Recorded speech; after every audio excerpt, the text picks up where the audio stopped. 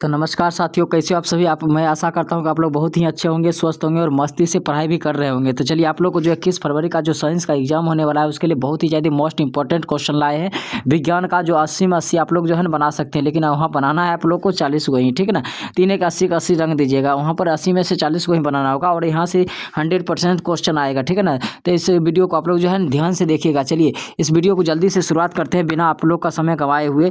तो चलिए देखिए, पहला क्वेश्चन क्या है, जल्दी जल्दी आप लोग भी देख लीजिए कि देखिए पहला क्वेश्चन है कि निम्नलिखित में किस लेंस को अपसारी लेंस कहते हैं। तो निम्नलिखित में किस लेंस को अपसारी लेंस कहते हैं। तो याद रखिए साथियों, अवतल लेंस को अपसारी लेंस कहते हैं। जल्दी जल्दी में जो है ना हम लोग आंसर बतला देते हैं पूरा का पूरा। चलिए अगला क्वेश्चन देखिए क्या है कि दृश्य प्रकाश में किस वर्ण का तरंगदैर्ध्य अधिकतम होता है। दृश्य प्रकाश में जो है ना लाल रंग का तरंगदैर्ध्य सबसे अधिकतम होता है, नहीं option number C right answer हो जाएगा। अगला है प्रतिरोध का मान बढ़ाने के लिए प्रतिरोधकों को किस क्रम में जोड़ा जाना चाहिए। तो याद रखिएगा साथियों, प्रतिरोध का मान बढ़ाने के लिए प्रतिरोधक को समांतर क्रम में जोड़ा जाना चाहिए। तो यहाँ देखिए ऑप्शन क्या है, पार्श्व क्रम है, समांतर क्रम है, ए और बी दोनों है, कोई नहीं। तो याद रखिएगा साथियों, समांतर क्रम को ही पार्श्व क्रम की भी कहा जाता है। यानी ऑप्शन नंबर हमारा क्या हो जाएगा, सी राइट आंसर हो जाएगा। यानी ऑप्शन नंबर सी, ए और बी दोनों, पार्श्व क्रम और समांतर क्रम दोनों हो जाएगा। चलिए देखिए अगला क्वेश्चन क्या है। अगला क्वेश्चन है किस उपकरण में धन और ऋण चिन्ह नहीं होता है। याद रखिएगा साथियों, किस उपकरण में धन और ऋण चिन्ह नहीं होता है। तो कुंडली में। किस में नहीं होता है, कुंडली में। यानी option number D right answer हो जाएगा। एक है एक अभिसारी किरणपुंज समतल दर्पण पर आपतित होती है तो परावर्तित किरणपुंज क्या होगा। तो याद रखिएगा साथियों कि अभिसारी किरणपुंज अगर समतल दर्पण पर आपतित होती है तो किरणपुंज भी क्या होगा, अभिसारी ही होगा। क्या होगा, अभिसारी ही होगा। चलिए अगला क्वेश्चन देखिए क्या। अगला क्वेश्चन है कि चुंबकीय फ्लक्स का ऐसा मात्रक क्या होता है। चुंबकीय फ्लक्स का ऐसा मात्रक क्या होता है साथियों। तो याद रखिएगा वेबर होता है। क्या होता है, वेबर। यानी option number C right answer हो जाएगा। अगला है 1 एमीटर के 0 और 0 एम्पियर अंकों के बीच 20 विभाग हैं। तो एम्पियर का अल्पमतांक यानी लिस्ट काउंट क्या होगा, लिस्ट काउंट क्या होगा। तो साथियों याद रखिएगा 0.1 एम्पियर हो जाएगा। क्या हो जाएगा, 0.1 एम्पियर हो जाएगा। चलिए अगला क्वेश्चन जल्दी से देख लेते हैं। अगला क्वेश्चन क्या है, देखिए अगला क्वेश्चन बहुत ही ज़्यादा मज़ेदार क्वेश्चन है। यदि कई प्रतिरोध समांतर हो तो उनका समतुल्य प्रतिरोध क्या होगा। यदि कई प्रतिरोध समानांतर हो तो उनका समतुल्य प्रतिरोध क्या होगा। साथियों याद रखिएगा प्रत्येक प्रतिरोध से क्या हो जाएगा, कम हो जाएगा। यानी option number B right answer होगा। फल पकाने वाला हार्मोन का नाम क्या है। फल पकाने वाला हार्मोन कौन सा है। तो याद रखिए साथियों, फल पकाने वाला एथिलीन हार्मोन है। कौन सा है, एथिलीन हार्मोन है। चलिए अगला क्वेश्चन देखते हैं क्या है। अगला क्वेश्चन बहुत ही ज़्यादा मज़ेदार क्वेश्चन है कि गोबर छत्ता क्या है। तो याद रखिए साथियों, गोबर छत्ता जो है एक मृतजीवी पोषण है। क्या है, मृतजीवी पोषण। यानी ऑप्शन नंबर ए। ओजोन का आणविक सूत्र क्या होता है। तो ओजोन का आणविक सूत्र O3 होता है। क्या होता है, O3। यानी ऑप्शन नंबर बी हो जाएगा। चलिए अगला क्वेश्चन देखिए क्या है। अगला है कवक में पोषक की कौन सी विधि है। कवक में पोषण की कौन सी विधि है। तो याद रख साथियों, कवक में जो है ना मृतजीवी है। क्या है, मृतजीवी पोषण है। पारिस्थितिकी तंत्र में ऊर्जा का प्रवाह क्या होता है। पारिस्थितिकी तंत्र में ऊर्जा का प्रवाह क्या होता है। तो याद रखिए साथियों, एक दिशीय होता है। क्या होता है, एक दिशीय। यानी option number A right answer हो जाएगा। मानव हृदय में कितने कोष्ठक पाए जाते हैं। मानव के हृदय में 4 कोष्ठक पाए जाते हैं। मानव के हृदय में 4 कोष्ठक पाए जाते हैं। Option number D right answer हो जाएगा। चलिए अगला क्वेश्चन देखिए, विकासीय दृष्टिकोण से हमारी किससे अधिक समानता मिलती है। तो विकासीय दृष्टिकोण से देखा जाए तो हमारे पूर्वज कौन थे, तो चिंपैंजी थे। कौन थे, चिंपैंजी। यानी ऑप्शन नंबर ए हो जाएगा। अगला है दूध से दही बनने में कौन सी अभिक्रिया होती है। तो याद रखिएगा साथियों, दूध से दही बनने में जो है ना किण्वन की अभिक्रिया होती है। क्या होती है, किण्वन की अभिक्रिया। यानी option number B right answer हो जाएगा। चलिए अगला क्वेश्चन देखिए क्या है कि अगला क्वेश्चन है कि पोटेशियम की परमाणु संख्या 19 है तो इसकी संयोजकता क्या होगी। पोटेशियम की परमाणु संख्या 19 है तो इसकी संयोजकता क्या होगी। तो देखिए साथियों, संयोजकता क्या होता है, 19 यानी 2 8 8 तो 8 2 10 8 18 और अंतिम में कितना बच गया, 1 बच गया। यानी पोटेशियम की संयोजकता कितनी हो जाएगी, 1 हो जाएगी। कितना, 1। यानी ऑप्शन नंबर 1 ही राइट हो गया। अगला है एल्केन का सामान्य सूत्र क्या है। एल्केन का सामान्य सूत्र क्या है साथियों। तो याद रखिएगा CnH2n+2 होता है। CnH2n+2 होता है। यानी एल्केन में +2 होता है, एल्कीन में -2 होता है। चलिए अब है फ्लोरीन की परमाणु संख्या क्या है। फ्लोरीन की परमाणु संख्या यानी फ्लोरीन की परमाणु संख्या क्या है साथियों। तो याद रखिएगा 9 है। क्या है, 9। यानी ऑप्शन नंबर ए राइट हो जाएगा। क्या हो जाएगा, option number A right answer हो जाएगा। चलिए अगला क्वेश्चन देखिए क्या है। चलिए साथियों, इसको थोड़ा छोटा कर लेते हैं। कोई बिलियन लाल लिटमस को नीला कर देता है तो इस बिलियन का पीएच मान क्या होगा। कोई बिलियन लाल लिटमस को नीला कर देता है तो इस बिलियन का पीएच मान 7 से अधिक होगा। क्या हो जाएगा, 7 से अधिक होगा। ऑक्सीजन का परमाणु भार कितना होता है, तो याद रखिए साथियों ऑक्सीजन का परमाणु भार कितना होता है, तो बताइएगा 16 होता है, क्योंकि इसका अनुसूत्र क्या होता है, O2 होता है। तो O का कितना होता है 8, क्या है तो 2 है, तो 8 दूनी 16 होता है। कितना होता है 16, यानी ऑक्सीजन का परमाणु भार कितना होता है 16। बॉक्साइट किस धातु का अयस्क है, बॉक्साइट जो है किस धातु का अयस्क है साथियों, तो याद रखिएगा एल्युमिनियम का अयस्क है। किसका है, एल्युमिनियम का। एल्युमिनियम का अयस्क क्या है, बॉक्साइट है। चलिए अगला क्वेश्चन देखिए क्या है, बहुत ही ज़्यादा मज़ेदार क्वेश्चन है कि धातुओं की क्रियाशीलता का सही कर्म क्या है। धातुओं की क्रियाशीलता का सही कर्म क्या है साथियों, याद रखिएगा क्या हो जाएगा, यानी पहले सोडियम ज़्यादा सक्रिय होता है, उसके बाद मैग्नीशियम, उसके बाद जिंक और उसके बाद कॉपर, यानी ऑप्शन नंबर हमारा क्या हो जाएगा, डी राइट आंसर हो जाएगा।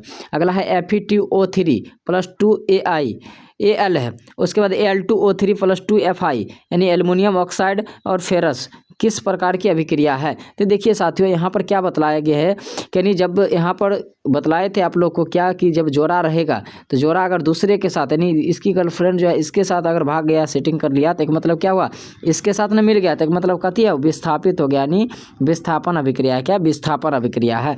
चलिए बहुत ही अच्छा। अगला देखिए क्या है, अगला क्वेश्चन है कि रक्त का लाल रंग किस प्रोटीन की उपस्थिति के कारण होता है। रक्त का लाल रंग किस प्रोटीन की उपस्थिति के कारण होता है, तो याद रखिएगा साथियों रक्त का जो लाल रंग होता है किस प्रोटीन की उपस्थिति के कारण होता है। ऑप्शन है हेपारिन, हीमोग्लोबिन, थ्रोम्बिन, फाइब्रिनोजन। तो रक्त का लाल रंग जो होता है हीमोग्लोबिन के कारण, यानी option number B right answer हो जाएगा। क्लोरोफिल वर्णक का रंग कैसा होता है, तो याद रखिए साथियों क्लोरोफिल वर्णक का रंग हरा होता है। कैसा होता है, हरा होता है। दांत का कठोरतम भाग क्या कहलाता है, दांत का कठोरतम भाग जो है इनामेल कहलाता है। क्या कहलाता है, इनामेल, यानी कौन सा है, option number B right answer हो जाएगा। चलिए बहुत ही अच्छा। अगला क्वेश्चन देखिए क्या है, थायरोक्सिन हार्मोन के संश्लेषण में किसका होना आवश्यक है। थायरोक्सिन हार्मोन के संश्लेषण में जो है ना आयोडीन का होना आवश्यक है, नहीं ऑप्शन नंबर बी। नहीं, आयोडीन की कमी से कौन सा घेगा रोग हो जाता है। नहीं, थायरोक्सिन हार्मोन जब ज़्यादा बनने लगता है तो घेगा रोग हो जाता है, तो इसलिए उसके संश्लेषण के लिए आयोडीन का होना क्या अनिवार्य है। अपघटक का उदाहरण है, अपघटक का उदाहरण क्या है, याद रख साथियों कवक है। क्या है, कवक, यानी ऑप्शन नंबर बी।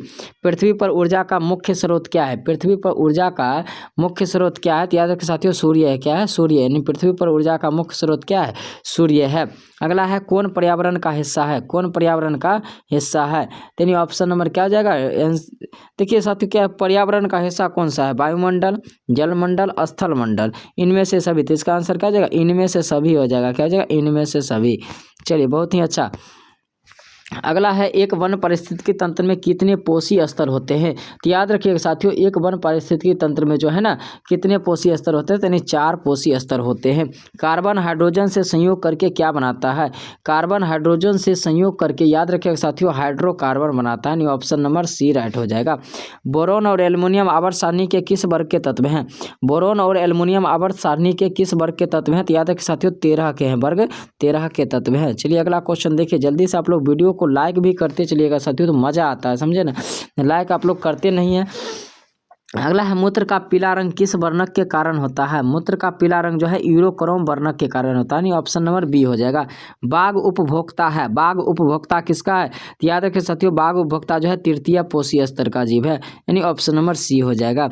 चलिए अगला क्वेश्चन देखिए क्या है, अगला है पीत रस का शराब होता है, पीत रस का शराब कहाँ से होता है साथियों, तो याद रखिएगा पीत रस का जो शराब होता है यकृत के द्वारा होता है, यानी पित्ताशय में जमा होता है। अगर पूछा जाए पीत रस जमा कहाँ होता है तो पित्ताशय में, शराब कहाँ से होता है तो यकृत से। मनुष्य, बिल्ली, चमगादड़ के अग्रपाद क्या होते हैं, तो मनुष्य, बिल्ली और चमगादड़ के अग्रपाद क्या कहलाते हैं, तो याद रखिए साथियों समजात अंग कहलाते हैं। क्या कहलाते हैं, समजात अंग कहलाते हैं। चलिए बहुत ही अच्छा। अगला क्वेश्चन देखिए क्या है, अगला क्वेश्चन है कौन पुनरुद्भवन का उदाहरण है, कौन पुनरुद्भवन का उदाहरण है, तो याद रखिए साथियों हाइड्रा जो है हाइड्रा में क्या होता है पुनरुद्भवन होता है। अगला है किस जीव की जीनी संरचना कहलाती है, किस जीव की जीनी संरचना क्या कहलाती है, जीनोटाइप कहलाती है। क्या कहलाती है, जीनी टाइप, यानी लक्षण वाला क्या कहलाएगा, लक्षण प्रारूप, यानी फिनोटाइप कहलाता है। चलिए बहुत ही अच्छा। अगला देखिए क्वेश्चन क्या है, अगला क्वेश्चन निम्नलिखित में कौन ऊर्जा का अनवीकरणीय स्रोत है, निम्नलिखित में कौन ऊर्जा का अनवीकरणीय स्रोत है, तो सूर्य जो है नवीकरणीय है, पवन भी क्या नवीकरणीय, पेट्रोलियम क्या अनवीकरणीय, यानी option number C right answer हो जाएगा। जीवाश्म ईंधन की ऊर्जा का वास्तविक स्रोत क्या है? जीवाश्म ईंधन की ऊर्जा का वास्तविक स्रोत क्या है साथियों? तो याद रखिएगा, यानी जीवाश्म ईंधन नाभिकीय संलयन नहीं है, सूर्य भी नहीं है, चंद्रमा भी नहीं है, तो यानी इसका आंसर क्या हो जाएगा? इनमें से कोई नहीं हो जाएगा, यानी ऑप्शन नंबर डी हो जाएगा। जीवाश्म ईंधन कोयला, पेट्रोलियम, गैस में से होता है साथियों, ठीक है ना। अगला है, जो दहन करके ऊष्मा उत्पन्न करता है उन्हें क्या कहा जाता है? तो जो दहन करके ऊष्मा उत्पन्न करता है उसे ईंधन कहते हैं। क्या कहते हैं? ईंधन, यानी option number B right answer हो जाएगा। चलिए, बहुत ही अच्छा। अगला है, यूरो 2 का संबंध किससे है? यूरो 2 का संबंध किससे है साथियों? तो याद रखिएगा, यूरो 2 का जो संबंध होता है, ऑप्शन है वायु प्रदूषण से, जल प्रदूषण से, मृदा प्रदूषण से, कोई नहीं। तो साथियों इसका आंसर जल्दी से आप लोग खटाखट दीजिए। तो याद रखिएगा, यूरो 2 का संबंध जो होता है वायु प्रदूषण से होता है, यानी ऑप्शन नंबर ए राइट हो जाएगा। श्वेत प्रकाश में वर्ण विक्षेपण उत्पन्न करता है। श्वेत प्रकाश में वर्ण विक्षेपण कौन उत्पन्न करता है? प्रिज्म करता है। क्या करता है? प्रिज्म। चलिए, बहुत ही अच्छा। अगला क्वेश्चन देखिए क्या होता है। अगला क्वेश्चन है, सौर ऊर्जा को सीधे विद्युत में बदलने वाली युक्ति को क्या कहते हैं? सौर ऊर्जा को सीधे विद्युत में बदलने वाली युक्ति को सौर सेल कहते हैं। क्या कहते हैं? सौर सेल, यानी ऑप्शन नंबर सी हो जाएगा। अगला है, कौन परवल क्षारक है? कौन परवल क्षारक है? तो याद रखिएगा साथियों, कौन परवल क्षारक है? तो सोडियम हाइड्रोक्साइड जो होता है परवल क्षारक होता है, यानी ऑप्शन नंबर ए। शुष्क बर्फ का रासायनिक सूत्र क्या होता है? शुष्क बर्फ का रासायनिक सूत्र क्या होता है? तो साथियों जल्दी से आप लोग बताइए, शुष्क बर्फ का रासायनिक सूत्र यानी CO2 होता है, यानी CO2। चलिए, बहुत ही अच्छा। अगला क्वेश्चन देखिए क्या है। अगला है, किसे रंध्र के छिद्र से घिरे होते हैं? किससे, निम्नलिखित में किससे रंध्र के छिद्र से घिरे होते हैं? तो ऑप्शन देखते हैं, चलिए। क्यूटिकल से, गार्ड कोशिका से, वातरंध्र से, कोई नहीं। तो इसका आंसर क्या हो जाएगा? किससे रंध्र के छिद्र जो होते हैं घिरे हुए रहते हैं? साथियों याद रखिएगा, गार्ड कोशिका से। गार्ड कोशिका से। कौन सी गैस श्वसन क्रिया में मुक्त होती है? तो कौन सी गैस जो है श्वसन क्रिया में मुक्त होती है? तो याद रखिएगा साथियों, CO2 गैस श्वसन क्रिया में मुक्त होती है। और हम लेते क्या है? ग्रहण कौन करते हैं? तो ऑक्सीजन करते हैं। किस रंग की प्रकाश किरण प्रकाश संश्लेषण के लिए सबसे ज़्यादा प्रभावी है? तो किस रंग की प्रकाश किरण जो है ना प्रकाश संश्लेषण के लिए सबसे ज़्यादा प्रभावी है? तो याद रखिए साथियों, लाल रंग का प्रकाश, यानी option number D right answer हो जाएगा। चलिए, बहुत ही अच्छा। अगला क्वेश्चन देखिए क्या है। ग्लूकोज के पूर्ण ऑक्सीकरण से क्या मुक्त होता है? तो ग्लूकोज के पूर्ण ऑक्सीकरण से क्या मुक्त होता है? तो ग्लूकोज का सूत्र क्या होता है साथियों? तो C6H12O6। C6H12O6 किसका होता है? ग्लूकोज का होता है। तो इससे क्या बाहर उत्पाद निकलता है? 6CO2, 6H2O और ऊर्जा। क्या निकलता है? ऊर्जा। यानी इसमें से क्या हो जाएगा? 6H2O, यानी 6H2O ऊर्जा भी दिया हुआ है साथियों। और 52 में देखिए CO2 दिया हुआ है। क्या है? CO2। तो इसका CO2 भी निकलता है। C6H12O6 खंड करने पर क्या होता है? 6CO2 प्लस 6H2O निकलता है, और प्लस क्या निकलता है? ऊर्जा निकलता है। तो यानी क्या क्वेश्चन पूछ रहा है कि ग्लूकोज के पूर्ण ऑक्सीकरण से क्या क्या मुक्त होता है? तो कार्बन डाइऑक्साइड भी मुक्त होता है, हाइड्रोजन भी मुक्त होता है, और ऊर्जा भी मुक्त होता है। तो इसका आंसर क्या हो जाएगा? Option number D right answer हो जाएगा, यानी ऑप्शन नंबर डी। कोशिका झिल्ली किस प्रकार की झिल्ली है? तो याद रखिएगा साथियों, कोशिका झिल्ली जो है अर्धपारगम झिल्ली है। क्या है? अर्धपारगम झिल्ली, यानी ऑप्शन नंबर सी राइट हो जाएगा। चलिए, बहुत ही अच्छा। अगला क्वेश्चन देखिए, ATP का विस्तारित रूप क्या होता है? ATP का विस्तारित रूप जो होता है एडेनिन ट्राइफॉस्फेट होता है। एडेनिन ट्राइफॉस्फेट, यानी ऑप्शन नंबर क्या? Adenine triphosphate, option number B हो जाएगा सर। ऑप्शन नंबर बी हो जाएगा, एडेनिन ट्राइफॉस्फेट, यानी ऑप्शन नंबर बी हो जाएगा। स्टार्च की उपस्थिति के जांच के लिए किस विलयन का उपयोग होता है? स्टार्च की उपस्थिति की जांच के लिए किस विलयन का उपयोग होता है साथियों? तो जल्दी से आप लोग बताइए कमेंट में, इसका आंसर क्या हो जाएगा? तो आयोडीन का। किसका? आयोडीन का उपयोग किया जाता है, यानी ऑप्शन नंबर ए हो जाएगा। जल्दी से आप लोग वीडियो को लाइक करते चलिए और अपने दोस्तों में जल्दी से शेयर कर दीजिए साथियों, ताकि बहुत ही ज़्यादा मन लगता है। आप लोग जो लाइक करते हैं दिल से गदगद हो जाता है। प्रकाश संश्लेषण की दर किन कारणों पर निर्भर करती है? प्रकाश संश्लेषण की दर किन कारकों पर निर्भर करती है? ये साथियों ऑप्शन को पढ़ते हैं, प्रकाश के गुण पर, प्रकाश की मात्रा पर, ए और बी दोनों, इनमें से कोई नहीं। प्रकाश संश्लेषण की दर किन कारकों पर निर्भर करती है साथियों? तो जल्दी से आप लोग बताइए, तो इसका आंसर क्या होगा? तो देखिए, प्रकाश संश्लेषण की दर जो होता है प्रकाश के गुण पर भी निर्भर करता है और प्रकाश की मात्रा पर, यानी ऑप्शन नंबर क्या हो जाएगा? सी राइट आंसर हो जाएगा, ऑप्शन नंबर सी। चलिए, अगला है, CaOCl2 का प्रचलित यानी साधारण नाम क्या है? कैल्शियम क्लोराइड, यानी कैल्शियम ऑक्सीक्लोराइड। कैल्शियम ऑक्सीक्लोराइड यहाँ क्या है? कैल्शियम क्लोरो ऑक्साइड, कैल्शियम ऑक्सीऑक्साइड, विरंजक चूर्ण और कैल्शियम क्लोराइड। तो इसमें क्या हो जाएगा इसका आंसर साथियों? जल्दी बताइए। तो याद रखिएगा, CaOCl2 को हम विरंजक चूर्ण कहते हैं। क्या कहते हैं? विरंजक चूर्ण, यानी option number C right answer हो जाएगा। चलिए, हम अगला क्वेश्चन देखते हैं। आयोडीन युक्त नमक क्या है? आयोडीन युक्त नमक क्या है? आयोडीन युक्त नमक का सूत्र क्या होता है साथियों? तो जल्दी से आप लोग कमेंट कीजिए। तो देखिए NaCl यानी पोटेशियम आयोडाइड, यानी ऑप्शन नंबर बी हो जाएगा। मिश्र धातु जिसमें 90% कॉपर और 10% टीन है तो उसका नाम क्या है?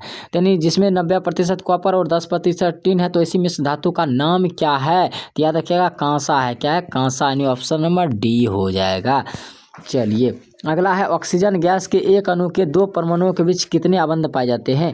तो याद रखिएगा साथियों, हाइड्रोजन के बीच एक आबंध, ये क्वेश्चन पूछता है। ऑक्सीजन के बीच 2 आबंध और नाइट्रोजन के बीच 3 आबंध होते हैं, त्रिआबंध होते हैं। तो यहाँ पर क्या पूछा गया? ऑक्सीजन गैस के एक अणु के 2 परमाणुओं के बीच कितने आबंध पाए जाते हैं? तो ऑक्सीजन के बीच कितना हो जाएगा? 2 हो जाएगा, यानी ऑप्शन नंबर बी राइट हो जाएगा। याद हो गया? हाइड्रोजन में एकल आबंध, ऑक्सीजन में द्विआबंध, नाइट्रोजन में त्रिआबंध। क्या होगा? त्रिआबंध। चलिए बहुत ही अच्छा। चलिए अगला क्वेश्चन देखिए, यशद पुष्प क्या है? यशद पुष्प का सूत्र क्या होता है साथियों? तो याद रखिएगा, यशद पुष्प का सूत्र जिंक ऑक्साइड होता है, यानी ZnO होता है। उच्च बसीय अम्लों के सोडियम लवण क्या कहलाते हैं? उच्च बसीय अम्लों के सोडियम लवण जो है साबुन कहलाते हैं। क्या कहलाते हैं? साबुन कहलाते हैं। ऑप्शन नंबर सी हो जाएगा। किससे कार्बोनिल समूह का संकेत, निम्न में कौन कार्बोनिल समूह का संकेत कौन है? CHO, CO, COOH। क्या आ जाएगा इसका साथियों आंसर? जल्दी से आप लोग कमेंट कीजिए। तो यानी CO हो जाएगा, यानी ऑप्शन नंबर सी हो जाएगा। चलिए बहुत ही अच्छा। अगला क्वेश्चन देखिए क्या है, निम्नलिखित कार्बनिक यौगिकों में कौन सा यौगिक एल्काइन है? क्या है? एल्काइन है। Ethene, methane, chloroform, acetylene. तो इसका आंसर क्या हो जाएगा? एसीटिलीन जो है क्या एल्काइन ग्रुप का है। क्या है? एल्काइन ग्रुप का। किस दर्पण की फोकस दूरी चिन्हों के परिपाटी के अनुसार ऋणात्मक मानी जाती है? तो यानी किसकी फोकस दूरी ऋणात्मक मानी जाती है? क्वेश्चन को समझिए और बनाइए। तो यानी किस दर्पण की फोकस दूरी ऋणात्मक मानी जाती है? तो अवतल दर्पण की फोकस दूरी ऋणात्मक मानी जाती है। चलिए बहुत ही अच्छा। अगला है, अवतल दर्पण में आवर्धित काल्पनिक प्रतिबिंब बनाने के लिए वस्तु को कहाँ रखा जाता है? अवतल दर्पण में आवर्धित काल्पनिक प्रतिबिंब बनाने के लिए वस्तु को कहाँ रखा जाता है? तो याद रखिए साथियों, फोकस और ध्रुव के बीच रखा जाता है। ऑप्शन नंबर ए राइट हो जाएगा। प्रकाश के अपवर्तन के कितने नियम हैं? तो याद रखिएगा साथियों, प्रकाश के अपवर्तन के 2 नियम है। कितने नियम है? 2 नियम है, ऑप्शन नंबर बी हो जाएगा। चलिए बहुत ही अच्छा। अगला है, किसी माध्यम के अपवर्तनांक का मान क्या होता है? तो किसी माध्यम के अपवर्तनांक का मान होता है sin I बट्टे sin R। sin I बट्टे sin R होता है।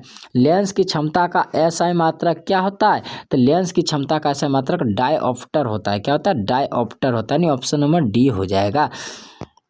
अगला है, अवतल लेंस में आवर्धन बराबर क्या होता है? तो अवतल लेंस में पूछा जा रहा है साथियों, तो अवतल लेंस में आवर्धन बराबर क्या होता है? बोलिए जल्दी से। तो V/U होता है, ऑप्शन नंबर सी हो जाएगा। हीरे का अपवर्तनांक कितना होता है? हीरे का अपवर्तनांक 2.24 होता है। कितना होता है? 2.24। चलिए बहुत ही अच्छा। अगला एकदम साथियों गलती हो गई, 1 मिनट साथियों। देखिए क्या पूछे थे, हीरा का अपवर्तनांक कितना होता है? हीरा का अपवर्तनांक 2.42 होता है, 2.42 होता है। ऑप्शन नंबर डी हो जाएगा। एक प्रिज्म कितने सतहों से घिरा होता है? तो एक प्रिज्म जो है कितने सतहों से घिरा होता है साथियों? तो याद रखिएगा 5 सतहों से घिरा होता है। अभिक्रिया जिसमें आयनों का आदान प्रदान होता है क्या कहलाता है? जिसमें आयनों का आदान प्रदान जो होता है साथियों वह द्विविस्थापन कहलाता है। क्या कहलाता है? द्विविस्थापन, यानी ऑप्शन नंबर बी हो जाएगा। अगला है साथियों क्वेश्चन कि निम्नलिखित में कौन समीकरण संतुलित नहीं है? चलिए बहुत अच्छा क्वेश्चन है। चलिए देखना पड़ेगा इसमें कौन सा नहीं है। देखिए इसमें 2 हाइड्रोजन 4 हाइड्रोजन 2 दूनी 4 हाइड्रोजन, ठीक है। 2 ऑक्सीजन 2 ऑक्सीजन, ठीक है, ये तो संतुलित है। 2 पोटेशियम 2 पोटेशियम, ठीक है। यानी क्लोरीन 2 क्लोरीन 2 क्लोरीन भी ठीक है। ऑक्सीजन 3 दूनी 6 3 दूनी 6, यह भी संतुलित है।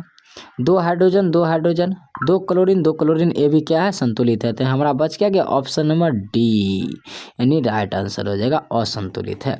अगला है किसी भी उदासीन विलयन का पीएच मान क्या होता है। तो याद रखें साथियों, उदासीन विलयन का पीएच मान 7 होता है। क्या होता है? 7। चलिए बहुत ही अच्छा। अगला क्वेश्चन देखिए क्या है, निम्नलिखित में कौन प्राकृतिक सूचक है। प्राकृतिक सूचक कौन सा है साथियों? तो याद रखिएगा हल्दी जो है प्राकृतिक सूचक है। अगला है धोबिया सोडा का रासायनिक सूत्र क्या होता है। धोबिया सोडा का रासायनिक सूत्र क्या होता है? तो याद रखें साथियों Na2CO3 10H2 × 10H2O होता है। चलिए बहुत ही अच्छा, आप लोग इस सूत्र को याद कर लीजिएगा जितना भी रासायनिक सूत्र है। कौन विजातीय यौगिक है? तो ऑप्शन देखना पड़ेगा। देखिए कौन विजातीय यौगिक है, तो खड़िया, चूना पत्थर, संगमरमर, प्लास्टर ऑफ पेरिस। इसका आंसर क्या हो जाएगा? तो देखिए सर, तो प्लास्टर ऑफ पेरिस क्या है? विजातीय यौगिक है। सबसे कठोर प्राकृतिक पदार्थ क्या है? सबसे कठोर प्राकृतिक पदार्थ जो होता है हीरा होता है। क्या होता है? हीरा होता है साथियों। चलिए बहुत ही अच्छा। चलिए अगला क्वेश्चन देखिए क्या है, कौन सा आयन लाल लिटमस पत्र को नीला कर सकता है। कौन सा आयन लाल लिटमस पत्र को नीला कर सकता है साथियों? तो याद रखिएगा OH समूह, ठीक है ना, यानी OH समूह। तो हो जाएगा, यानी आज का क्वेश्चन यहीं तक रहने देते हैं। तो वीडियो अगर अच्छा लगा हो तो जल्दी से आप लोग चैनल को सब्सक्राइब कर लीजिएगा और वीडियो को लाइक कर दीजिए। चलिए मिलते हैं नेक्स्ट दिन, तब तक के लिए जय हिंद।